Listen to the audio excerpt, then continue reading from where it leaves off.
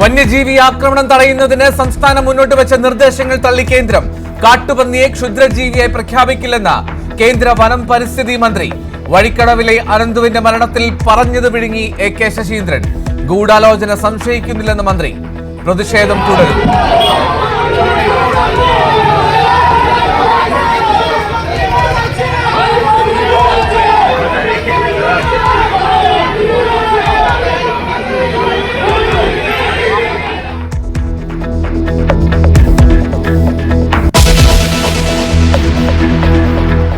തിരുവനന്തപുരം ശ്രീചിത്ര ഇൻസ്റ്റിറ്റ്യൂട്ടിൽ ശസ്ത്രക്രിയ മുടങ്ങിയതിൽ 2 ദിവസത്തിനകം പരിഹാരമെന്ന് സുരേഷ് ഗോപി.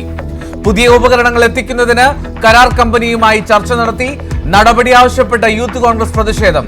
ആശുപത്രിയിലേക്ക് തള്ളിക്കയറാൻ ശ്രമം.